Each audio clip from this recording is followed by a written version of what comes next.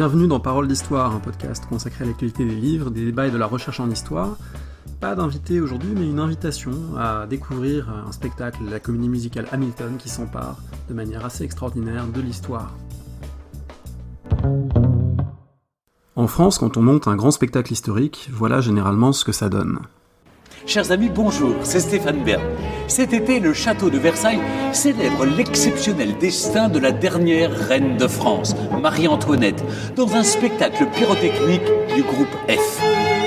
Vous aurez reconnu Stéphane Bern et son rapport caractéristique à l'histoire, fascination pour les grands personnages, célébration de la monarchie et absence totale de questionnement. Et là vous me direz c'est normal, impossible dans ce type de spectacle de développer un rapport intéressant à l'histoire, voire aussi le Puy du Fou, etc.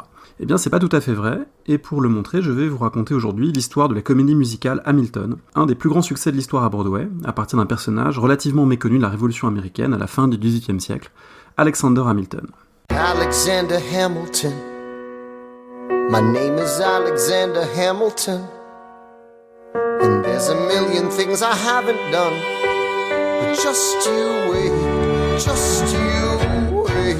Ce spectacle musical se joue depuis février 2015, d'abord au Public Theater de New York, puis sur Broadway, et ce spectacle a obtenu un succès absolument inimaginable. Hamilton a reçu 11 Tony Awards sur 16 nominations, ce sont les prix de la scène américaine. La pièce a aussi reçu le prix Pulitzer du théâtre en 2016, et son auteur, Lin-Manuel Miranda, je vais en reparler, a reçu en 2015 le George Washington Book Prize. À titre exceptionnel, c'est un prix normalement destiné aux historiens à récompenser leurs travaux sur la période révolutionnaire, c'est le signe d'un intérêt académique pour cette comédie musicale sur lequel je reviendrai. Et surtout, le succès public de Hamilton est absolument dément. Le spectacle est complet depuis la première, les places se revendent au marché noir à des centaines, voire des milliers de dollars. L'album en téléchargement s'est vendu à 1,5 million d'exemplaires, et partout dans les grandes villes des États-Unis, on peut trouver des gens qui fredonnent le thème principal, My Shot. My Shot, je ne vais pas laisser passer ma chance, je suis comme mon pays, jeune et affamé, je ne vais pas laisser passer ma chance. On l'écoute. I am not throwing away my shot. I am not throwing away my shot. Hey, yo, I'm just like my country. I'm young, scrappy and hungry, and I'm not throwing away my shot. Derrière ce succès gigantesque, qui est vraiment un événement culturel considérable aux États-Unis, se trouve un jeune homme qui s'appelle Lin-Manuel Miranda, un auteur-compositeur né en 1980, et au moment où il lance Hamilton en 2015, il a déjà une belle carrière derrière lui, puisqu'il a écrit, mis en scène et joué la comédie musicale In the Heights, qui décrit la vie d'un quartier latino portoricain de New York, un petit peu comme une réminiscence contemporaine de West Side Story. D'ailleurs, Miranda a fait une traduction en espagnol de West Side Story, c'est lui-même le petit-fils d'immigrés portoricains, et comme beaucoup de New-Yorkais évidemment, il a d'autres ancêtres aux origines variées, c'est un élément qui a son importance pour la suite. Nous sommes en 2008, Miranda a donc déjà un beau succès derrière lui, et il prend au Mexique ses premières vacances en 7 ans. Dédicace à tous les doctorants et doctorantes qui nous écoutent, et il décide d'emmener un gros livre à lire pendant les vacances, on sait pas exactement pourquoi, il choisit une de ces grosses biographies que les historiens anglophones savent produire à la chaîne, 832 pages sur la vie d'Alexander Hamilton, par un historien non universitaire d'ailleurs qui s'appelle Ron Chernow. Et cette biographie, bien que relativement conventionnelle, le passionne absolument. Le passionne à tel point qu'il vérifie très vite pendant ses vacances au Mexique si les droits ont déjà été vendus, s'il y a déjà une adaptation musicale ou film en cours, puisque il a décidé de monter quelque chose à partir de là. Alors cette passion vient en partie du parallèle que Miranda ressent entre la vie d'Alexander Hamilton et celle de son propre père, un immigrant portoricain, devenu ensuite un activiste politique après son arrivée à New York, notamment auprès du maire démocrate de New York, Ed Koch, dans les années 1980. Et du coup, le jeune Lin-Manuel a connu de près la politique, à la fois dans ses aspects les plus idéalistes, enthousiasmants, et puis les dessous parfois sordides, violents des campagnes électorales. De tout cela naît l'idée d'un spectacle, naît l'idée d'une œuvre basée sur cette biographie d'Hamilton. Il se met au travail avec d'abord l'idée de faire plutôt un album, puis de monter sur scène un spectacle. Là aussi, des années de conception vont faire mûrir le projet, ça débute en 2008 et ça aboutit en 2015. Mais dès 2009, il présente en public une toute première version de la chanson phare du spectacle, lors d'une soirée musicale et poétique, donnée par Barack et Michelle Obama à la Maison-Blanche. Et oui, il y a quelques années à peine, il n'y avait pas que de la malfaisance et de la grossièreté à la Maison-Blanche, on donnait des soirées poétiques, on a un petit peu de mal à s'en souvenir. C'était le 12 mai 2009 et on écoute Lin-Manuel Miranda présenter pour la première fois ce travail. I'm thrilled the White House called me tonight because I'm actually working on a hip-hop album. It's a concept album about the life of someone I think embodies hip-hop, Treasury Secretary Alexander Hamilton. C'est probablement la première fois que hip-hop et Hamilton sont prononcés dans la même phrase. Alors j'incite vraiment les auditrices et les auditeurs à regarder ce clip sur YouTube, c'est absolument saisissant. Vous tapez Miranda, Hamilton, Maison Blanche, White House, c'est assez incroyable puisqu'on voit un public d'abord gentiment amusé, puis de plus en plus incrédule devant le brio du jeune homme qui est en train de chanter et de raconter cette histoire, et absolument transporté par la puissance des paroles et de la composition. Et ce succès initial encourage Miranda à lancer son projet, et des années de travail plus tard, avec le chef d'orchestre notamment Alex Lacamoire, le spectacle commence à se jouer en 2015, sans interruption depuis, avec un succès extraordinaire comme je l'ai évoqué, c'est devenu un phénomène de société. Il se joue aujourd'hui d'ailleurs à Chicago et à Londres, où ça va rester à l'affiche tout l'automne et même sans doute au-delà, et c'est déjà évidemment complet. Au passage, les Britanniques ne sont pas rancuniers envers un spectacle qui ridiculise un petit peu leur roi de l'époque. Pour Miranda, c'est un succès qui est aussi un tremplin, puisque on sait qu'il va jouer dans la prochaine adaptation de Mary Poppins. Il a aussi réalisé la musique originale d'un des derniers films d'animation Disney, Vaiana. Enfin voilà, ça a fait de lui un personnage assez central dans la culture populaire américaine. Et tout cela, à partir de la vie relativement oubliée avant lui, de l'ancien aide de camp de George Washington pendant la guerre d'indépendance, d'un certain Alexander Hamilton. On va présenter un petit peu son histoire. Alors Hamilton était l'un des pères fondateurs, comme les Américains les appellent, un des pères fondateurs de la nation, qui a participé à la période révolutionnaire, qui figure aujourd'hui sur les billets de $10. D'ailleurs, avant le succès de Hamilton, la comédie musicale, il y avait pas mal de gens qui commençaient à dire qu'il serait peut-être bon de changer la figure du billet pour quelqu'un de plus connu ou de plus reconnaissable par les contemporains. C'est désormais une proposition bien oubliée. Une chose est sûre, c'est que la trajectoire personnelle biographique d'Hamilton est effectivement relativement romanesque. On peut comprendre qu'il ait été l'objet d'un spectacle. Écoutons un extrait du spectacle qui évoque ses origines modestes d'un orphelin né sur une petite île des Caraïbes. How does a bastard orphan son of a whore and a Scotsman dropped in the middle of a forgotten spot in the Caribbean by providence, impoverished in squalor, grow up to be a hero and a scholar? En effet, Alexander Hamilton est né en 1757 sur l'île de Nevis, aux Caraïbes, orphelin de père. Il fait preuve dans son enfance, élevé par sa famille, d'un grand brio intellectuel. Il est brillant à l'école, et à tel point que c'est un jeune homme prometteur, et à 15 ans, les élites locales se cotisent pour lui permettre de faire de véritables études. Et pour cela, il faut l'envoyer sur le continent, il faut l'envoyer en Amérique du Nord. Il arrive en 1772 à New York, il entre ensuite à King's College qui est en fait l'ancêtre de l'université Columbia.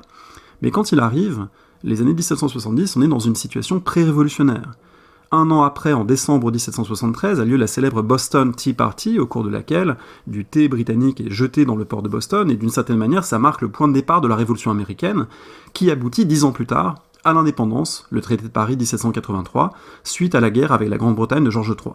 On écoute un extrait dans lequel, après avoir épelé son nom, Alexander Hamilton incarne cette énergie révolutionnaire en expliquant que le roi d'Angleterre ne peut pas continuer à taxer aussi implacablement cette colonie qui doit se gouverner toute seule.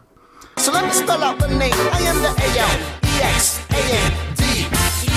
We are meant to be a colony that runs independently. Meanwhile, Britain keeps shitting on us endlessly. Essentially, they tax us relentlessly. Then King George turns around, runs a spending spree. He ain't never gonna set his descendants free. So there will be a revolution in this century. Durant ces années de révolution et de guerre, Alexander Hamilton écrit des pamphlets, se passionne pour l'indépendance des États-Unis et devient l'aide de camp de George Washington durant la guerre à tout juste 20 ans. Il connaît une ascension sociale extraordinaire à travers cela, mais aussi à travers son mariage au sein d'une des familles les plus aisées de New York, la famille Schuller, d'origine néerlandaise comme beaucoup de New-Yorkais de l'époque. Il devient avocat et continue à réfléchir au devenir du pays en construction. Puisqu'on le sait, l'indépendance obtenue en 1783 n'est pas la fin de la Révolution américaine. Il reste à doter le nouveau pays d'une constitution, tout le monde d'ailleurs n'est pas d'accord avec cela, et Hamilton fait partie des plus grands défenseurs, avec James Madison et John Jay, de l'idée d'un État fort. Il fait partie de ceux qu'on appelle les fédéralistes, ceux qui pensent qu'on ne peut pas être une simple collection d'États, certes victorieux face à la Grande-Bretagne, mais ensuite revenant chacun à sa propre vie, New York d'un côté, la Virginie de l'autre, et la Pennsylvanie encore plus loin, mais il faut vraiment unir ces États, à travers une constitution, à travers un État fort. Et il participe donc à la Convention constitutionnelle de Philadelphie qui, à l'été 1787, en quelques mois, rédige le texte fondateur, le texte constitutionnel. Son projet, à lui, d'un État centralisé n'est pas adopté, mais il se range aux compromis qui ont été adoptés, et il s'engage dans la campagne difficile de la ratification constitutionnelle, puisque une fois que la Constitution est écrite aux États-Unis, il faut encore la faire ratifier État par État. Ça dure un an à peu près, de 1787 à 88, et pour cela, Hamilton s'engage de manière très importante dans le débat public. Il fait partie des rédacteurs de ce qu'on appelle les Federalist Papers, c'est-à-dire des textes qui ont accompagné le débat public pour expliquer la Constitution, pour convaincre les électeurs de voter en sa faveur. Il rédige à peu près les 2/3 de ces textes qui sont vraiment considérés aux États-Unis comme parmi les documents les plus importants de la naissance de la nation. Son ascension politique continue une fois le régime installé, puisque au moment où George Washington devient le premier président des États-Unis, Hamilton, tout naturellement, fait partie de son administration. Il est nommé secrétaire au Trésor. Et en tant que tel, il est à l'origine aussi d'un certain nombre de développements qui lancent les États-Unis sur la voie de leur future puissance économique. Notamment, il propose l'établissement d'une première banque centrale, non sans rencontrer de fortes oppositions. Des oppositions, et ça c'est le thème de la période qui suit, et c'est l'un des thèmes du spectacle musical, puisque Hamilton connaît de violentes rivalités. D'abord avec Thomas Jefferson. Alors Jefferson, c'est l'un des autres hommes clés de la période, évidemment. Jefferson est le principal rédacteur de la Déclaration d'indépendance en 1776, le tout premier texte qui pose l'idée que les hommes naissent égaux. Il a un immense prestige, mais il n'était pas présent durant la Révolution américaine, durant toute la période, parce qu'il était notamment ambassadeur en France, où il s'était occupé de négocier l'alliance avec la France de Louis XVI pour obtenir des troupes, et notamment Lafayette, Rochambeau, qui étaient venus aider les Américains à obtenir leur indépendance. Au retour de Jefferson, il s'oppose sur presque tous les points à Hamilton.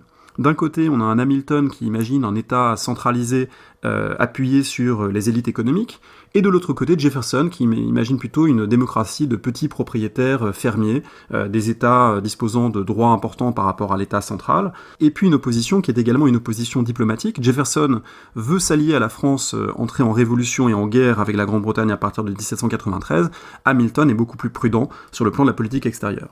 Alors tout ça amène Hamilton à démissionner en 1795 de son poste, et ça marque le début d'une série de véritables difficultés, puisque il connaît successivement la mort de son fils dans un duel, un adultère qu'il est obligé de confesser publiquement parce que ses adversaires politiques l'ont piégé et de façon très humiliante.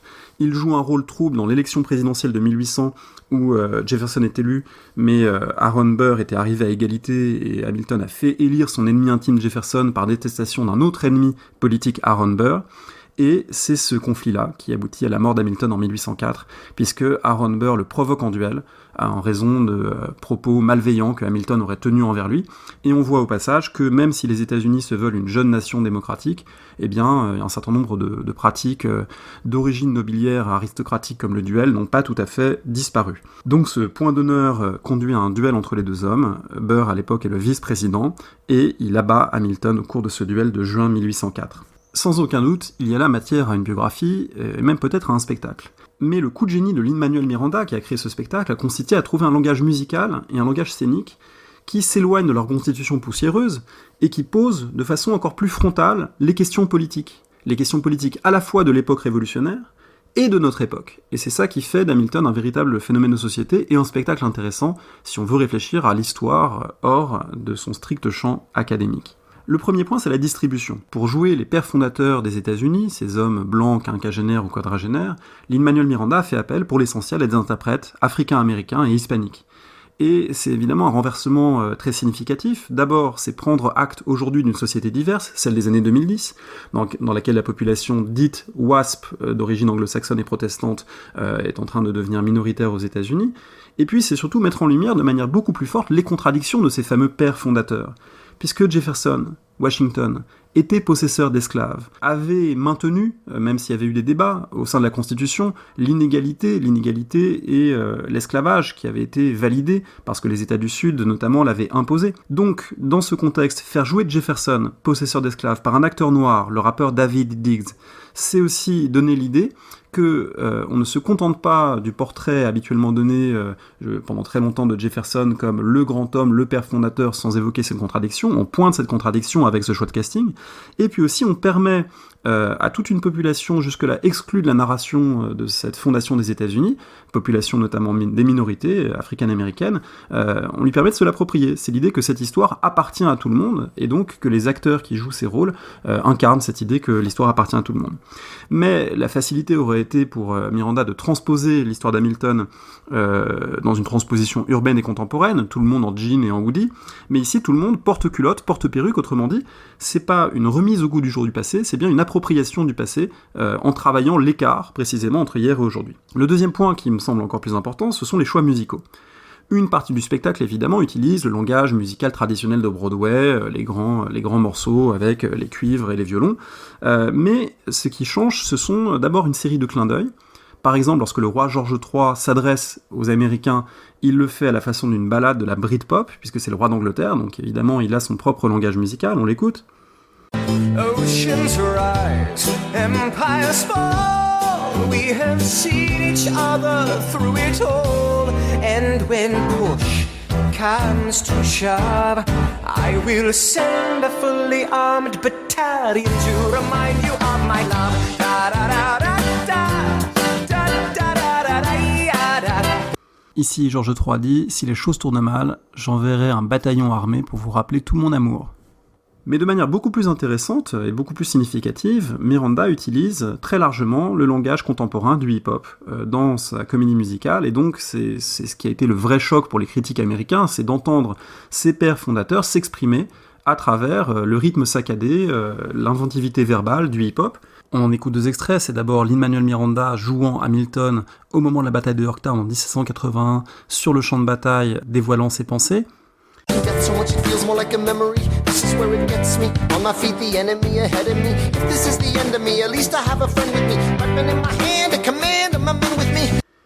Et ensuite le duo des ennemis intimes, Aaron Burr et Alexander Hamilton, qui deviennent tous les deux avocats à New York après la guerre, et puis Aaron Burr explique que si Hamilton a tant réussi, c'est parce qu'il travaille non-stop. After the war, I went back to New York.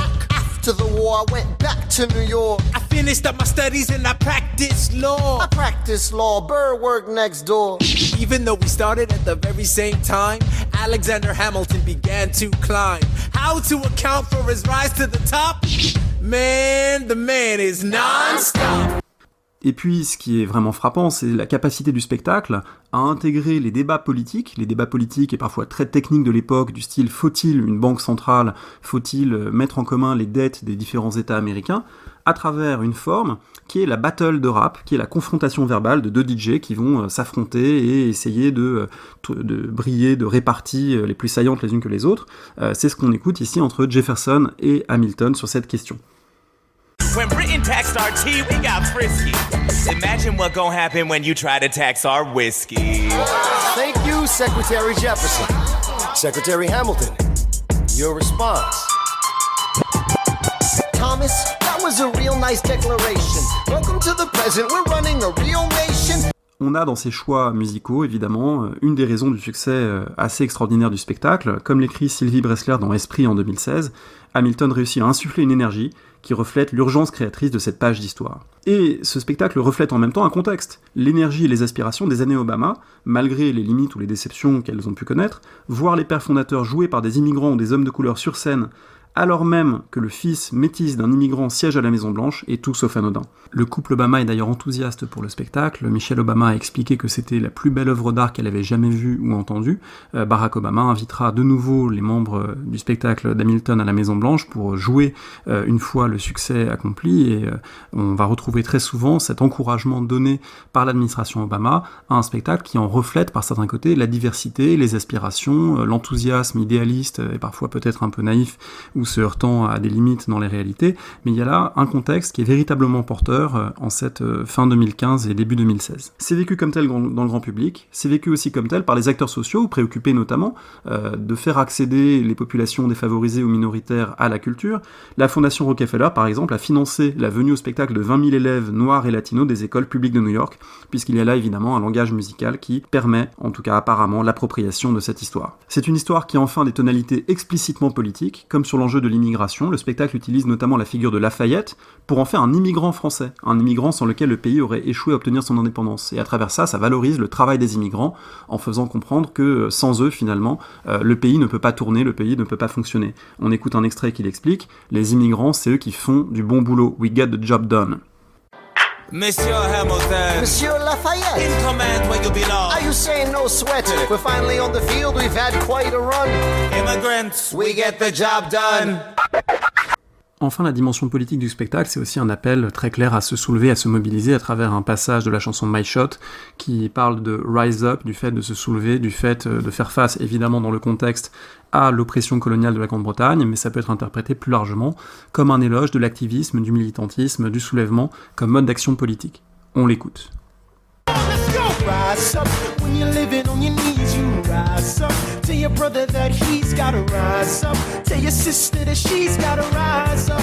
When are these colonies gonna rise up? When are these colonies gonna rise up? When are these colonies gonna rise up? When are these colonies gonna rise up? Rise up. Toute l'équipe et la distribution de Hamilton, enfin, ont assumé la portée politique de leur travail, notamment au moment de l'élection de Donald Trump en novembre 2016, puisque ils ont pris la parole publiquement à plusieurs occasions, notamment sur scène, pour expliquer que le sens de leur spectacle s'opposait à tout ce que Trump représentait, et dans la suite, eh bien, ils ont continué de défendre ces idées. Alors en même temps, est-ce que ces idées ne sont pas des simplifications ? Est-ce qu'on ne travestit pas l'histoire en la mettant sur scène de cette façon-là ? Est-ce qu'il n'y a pas une facilité à transformer Alexander Hamilton en un DJ de hip-hop ? Eh bien, ça pose des questions aux historiens, et c'est ce qu'on peut voir pour finir, comment les historiens ont réagi à cette transposition assez audacieuse, assez originale sur scène, d'une page considérable de l'histoire américaine. Du point de vue des historiens, il me semble qu'il y a eu 3 étapes. La première étape est celle d'un enthousiasme considérable. Bon, évidemment, enthousiasme, on peut le penser, de l'auteur de la biographie, Ron Chernow, puisqu'il est devenu conseiller historique sur le spectacle, rémunéré comme tel, donc pour lui, ça a été une aubaine, sa biographie s'est vendue à des dizaines de milliers d'exemplaires. Là, évidemment, il n'a pu qu'être enthousiaste. Mais d'autres historiens et historiennes se sont émerveillés de l'intérêt pour la période, du fait que cette période relativement négligée, en tout cas dans la conscience historique américaine, elle n'a pas la place qu'à la Seconde Guerre mondiale, qu'à la guerre civile, qu'à la guerre du Vietnam, eh bien cette période revenait sur le devant de la scène et a contribué à la discussion publique. Donc là, il y a vraiment eu une satisfaction qu'on peut lire par exemple assez tôt chez un historien qui s'appelle Joseph Adelman. Il écrit sur un blog d'historien de la Révolution américaine qui s'appelle The Junto, et il écrit que Hamilton d'abord est factuellement juste dans ses grandes lignes, ensuite qu'il y a un questionnement historique intéressant, et enfin que Hamilton amène les gens à se poser des questions. Il écrit « Pour un historien, c'est plus que je ne peux en demander ». Joanne Friedman, qui est elle professeure à Yale, écrit que l'enjeu d'Hamilton n'est pas tant l'exactitude sur le passé, mais sa capacité à rendre ce passé inclusif et vivant, à humaniser et énergiser un sujet, la naissance de la nation américaine, trop souvent vue comme gravée dans la pierre. Donc là, on a vraiment toute une série d'historiennes et d'historiens qui s'enthousiasment pour cette idée que leur objet d'étude, généralement tenu pour poussiéreux et négligeable, eh bien, devient vivant, devient l'objet de débat, devient l'objet d'une appropriation. C'est aussi la capacité, comme je dis, la capacité formelle du spectacle à se saisir d'enjeux complexes, à les mettre en scène, à mettre en scène du débat politique, notamment ces fameuses battles de rap dont j'ai parlé, entre Jefferson et Hamilton, notamment sur la question des dettes, sur la question de l'alliance avec la France révolutionnaire. Et on trouve même des professeurs d'université qui utilisent maintenant Hamilton comme point de départ de cours, de travaux d'étudiants, notamment l'une des premières chansons du spectacle, qui est basée sur un échange de pamphlets réels entre Hamilton et un opposant au Congrès continental Samuel Seabury en 1775. Alors dans le spectacle, c'est placé un an plus tard, en 1776. Ça permet de réfléchir à l'argumentation en contexte révolutionnaire, c'est ce qu'explique une professeure à l'université de l'Utah, Michelle Oriel. De façon assez singulière, c'est un spectacle qui met en scène des passages entiers de textes de l'époque qui sont joués, récités ou chantés. Par exemple, le célèbre texte dans lequel Washington, après ses 2 mandats, quitte la vie politique en 1796, fait l'objet d'une chanson. On l'écoute. Though, in reviewing the incidents of my administration, I am unconscious of intentional error, I am nevertheless too sensible of my defects not to think it probable that I may have committed many errors. I shall also carry with me the hope that my country will view them with indulgence, and that after 45 years of my life dedicated to its service with an upright zeal, the faults of incompetent abilities will be consigned to oblivion, as I myself will soon be to the mansions of rest. Mais après le temps de l'enthousiasme, à l'été 2015, lorsque Hamilton est monté sur scène et que le succès initial a été absolument gigantesque, est venu le temps des critiques. Des critiques mineures sur les quelques licences artistiques prises par Miranda, les quelques décalages de dates ou de personnages. Évidemment, il a fallu condenser un peu d'histoire américaine, puisque ça raconte 30 années d'histoire de manière évidemment un petit peu simplifiée. Ceci dit, ce ne sont pas ces critiques qui ont été les plus importantes. Les historiens, finalement, peuvent très bien s'accommoder du fait que Hamilton a démissionné et n'a pas été renvoyé, comme c'est dit dans le spectacle, par le président John Adams, mais c'est plutôt un détail. En revanche, des critiques plus fortes ont été entendues sur le fait que Hamilton et son succès, ce spectacle et son succès, rentraient dans la catégorie de ce qu'un article de 2003 paru dans The Atlantic appelait le Founders Chic, le chic des pères fondateurs. Autrement dit, l'idée qu'on en fait beaucoup autour de ces pères fondateurs. On les traite comme des héros, on les mythifie, on leur consacre des biographies colossales, comme celle précisément lue en vacances par Miranda, avec aussi l'idée que ils ont créé un système politique pur et parfait. Et ce chic des fondateurs, cette adulation sans réserve pour les fondateurs, un certain nombre de gens disent que ça rend les Américains impuissants à se saisir de leur système politique, à oser le transformer. Par exemple, on est toujours bloqué pour la question des armes autour du second amendement à la Constitution qui explique que dans certains cas on peut disposer d'armes. Pourquoi ne pas le réécrire ? Eh bien parce qu'il y a encore cette adulation sans réserve pour les pères fondateurs. Hamilton participerait un petit peu de ce phénomène.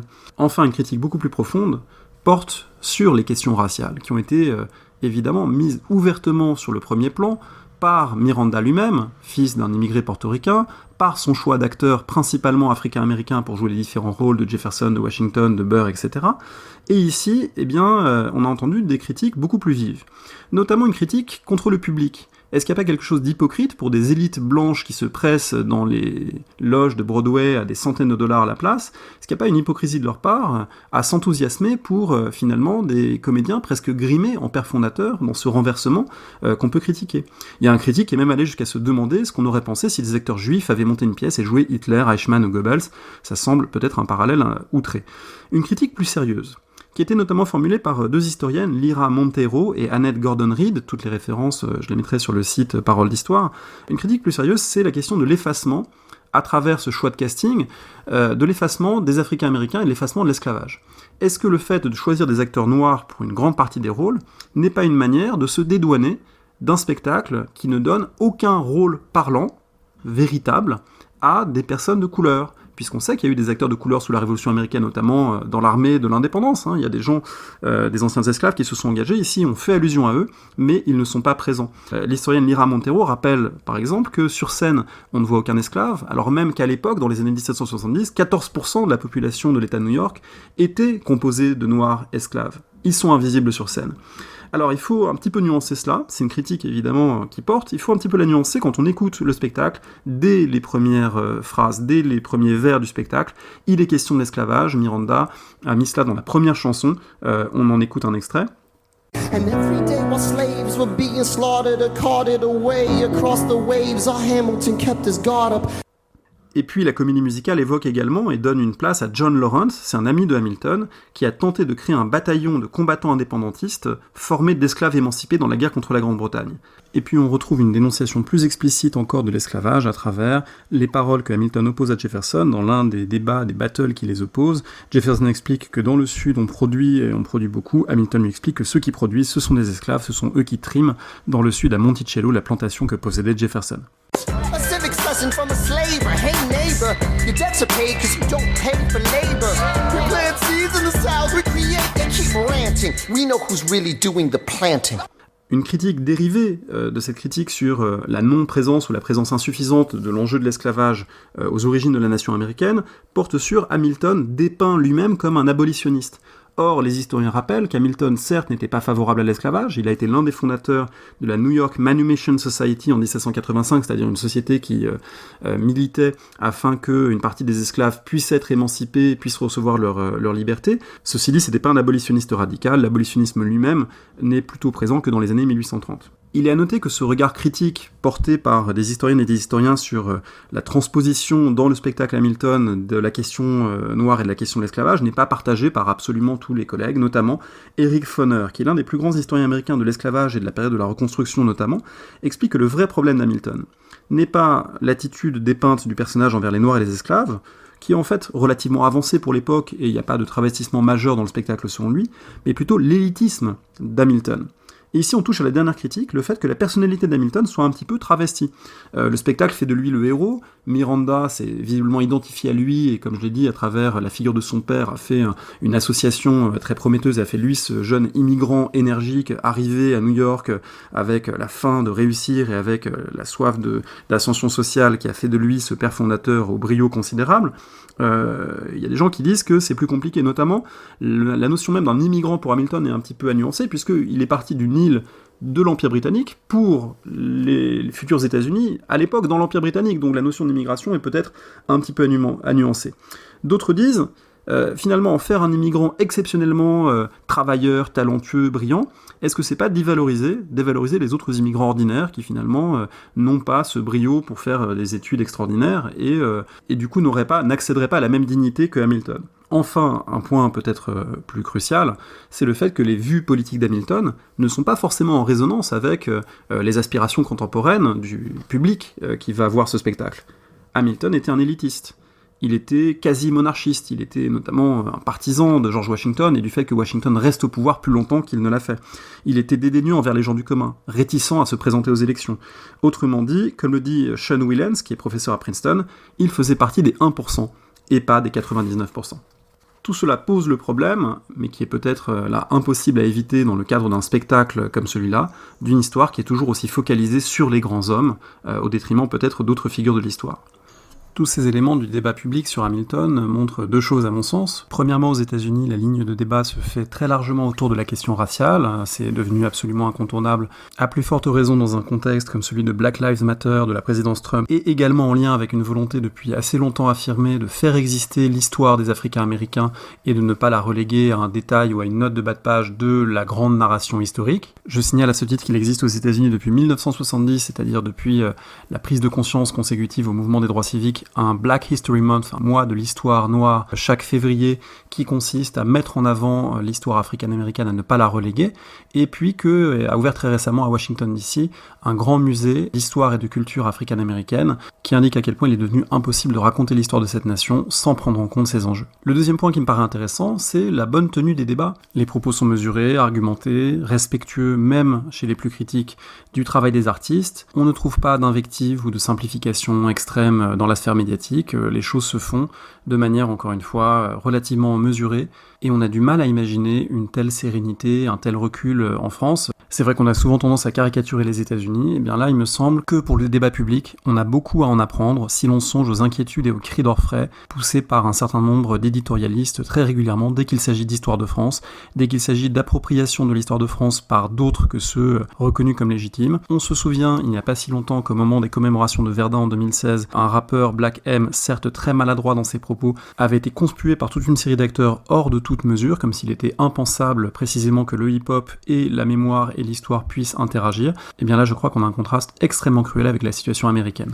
Pour revenir à Hamilton et au débat qu'il a entouré. Le troisième temps de la réflexion des historiens, au final, me semble-t-il, a quand même consisté à se réjouir de la montée sur scène de ce moment de l'histoire américaine.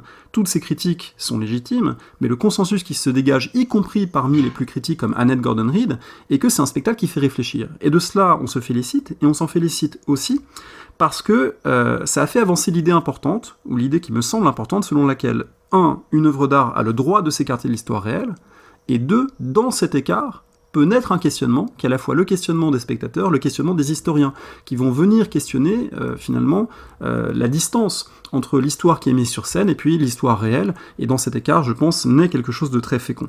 D'autant plus que c'est un spectacle qui lui-même fait preuve de réflexivité, et je terminerai sur ce point. Cette réflexivité se voit notamment dans le rapport à l'histoire des femmes d'Hamilton. Alors le spectacle, là aussi, est loin d'être parfait sur ce plan. Des critiques féministes ont été entendues disant que, certes, il y a des personnages féminins forts, certes, Eliza Hamilton, l'épouse de Alexander Hamilton, tient une place importante sur scène, mais finalement, toujours autour de préoccupations masculines, et les personnages féminins sont relativement peu autonomes, et il est vrai que les personnages féminins rentrent finalement dans des catégories très stéréotypées, celle de la muse, celle de la bonne épouse, Eliza, et enfin celle de la séductrice par qui la perte d'Hamilton arrive avec son adultère. Ceci dit, le spectacle est trop intelligent pour échouer entièrement sur ce plan et sur la question de la représentation des femmes. D'abord parce qu'il fait d'Angelica, la sœur d'Eliza, probablement l'un des personnages les plus incisifs du spectacle, avec une conscience également du rôle qu'elle doit jouer, puisque son père l'a destinée à faire un riche mariage. Ensuite, parce que Miranda lui-même a eu conscience à travers des interviews de la question, et il expliquait notamment qu'il encourageait, lorsque Hamilton était repris dans des lycées par exemple, par des troupes amateurs, à ce que des femmes puissent jouer les rôles masculins et inversement. Donc là, il y a quand même une volonté de casser les codes les plus traditionnels. Et enfin, c'est là où la pièce, le spectacle est le plus intéressant, parce qu'il y a une réflexivité sur la question de la narration. qui parle dans cette histoire, qui raconte l'histoire des hommes et des femmes. Et l'un des moments importants de cette réflexion sur la place des femmes dans l'histoire, c'est le moment où Eliza Hamilton décide de brûler les lettres qu'elle avait écrites dans le moment de désespoir qui a suivi l'infidélité de Hamilton, et elle explique en même temps qu'en brûlant ces lettres, sa voix s'efface des sources. Et donc les futurs historiens devront s'interroger pour la reconstruire. Et là, une réflexion quand même rarissime et très subtile sur la manière dont on écrit l'histoire, sur qui est le narrateur ou qui sont les narrateurs d'une histoire, pourquoi certaines voix sont plus présentes que d'autres. C'est un extrait que l'on peut écouter. I'm erasing myself from the narrative. Let future historians wonder how Eliza reacted when you broke her heart. Au total, vous l'aurez compris, je recommande l'écoute d'Hamilton. Si vous avez l'occasion peut-être d'aller le voir à Londres, faites-le, mais surtout écoutez cette musique, parce que c'est une musique qui montre qu'on peut s'approprier l'histoire de manière réflexive, dynamique, qu'on peut en faire autre chose qu'une soupe grand public anecdotique, qu'on peut, à travers le spectacle, s'emparer de questions qui sont aussi des questions politiques. Et pour s'en convaincre, en restant en France, eh bien on peut aussi aller voir, si elle est reprise, la pièce de Joël Pomera, conseillée par Guillaume Mazot sur la Révolution française, Ça ira, fin de Louis, qui est un exemple français et tout à fait brillant de cette même interaction entre histoire et spectacle qui fait réfléchir énormément. Avant de se quitter une nouvelle fois en musique avec un extrait de Miranda chantant Hamilton, un petit conseil si vous vous intéressez au lien entre musique et histoire, allez faire un tour sur List Geobox. List Geobox, je mettrai le lien sur le site, c'est un site absolument génial où des collègues du secondaire, en particulier Julien Bleutière, Véronique Servat, analysent des chansons du point de vue historique. Il y a pas moins de 348 chansons analysées et c'est vraiment une ressource assez extraordinaire puisque on a le contexte, les paroles expliquées, pourquoi telle chanson a un sens politique, pourquoi elle a une résonance. Ça va des plus connus comme Renaud, Hexagone et Bob Dylan, Blowing in the Wind, à des choses un peu plus obscures et qu'on découvre avec beaucoup de plaisir, donc n'hésitez pas à aller y faire un tour. On écoute Lin-Manuel Miranda, qui montre qu'on peut concilier réflexion sur l'histoire et musique d'aujourd'hui. Inside he was longing for something to be a part of. The brother was ready to beg, steal, borrow, or barter. Then a hurricane came, devastation reigned, and our man saw his future dripping down the drain. Put a pencil to his temple, connected it to his brain, and he wrote his first refrain, a testament to his pain. Well, the word got around, they said this kid is insane, man. Took up a collection just to send him to the mainland. Get your education, don't forget from whence you came, and the world is gonna know your name. What's your name, man? Alexander Hamilton. His name is Alexander Hamilton. And there's a million things he hasn't done, but just you wait, just you wait.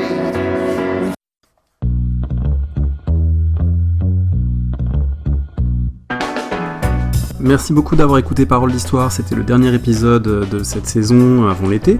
On se retrouve fin août, début septembre pour de nouveaux épisodes, de nouveaux invités. Un grand merci encore à toutes et tous pour les remarques et les encouragements pour ce podcast qui a été créé en avril 2018 et qui va continuer longtemps, je l'espère. Et puis à très bientôt, en ligne notamment, @paroled'hist sur Twitter, paroledhistoire.fr. Merci et bon été.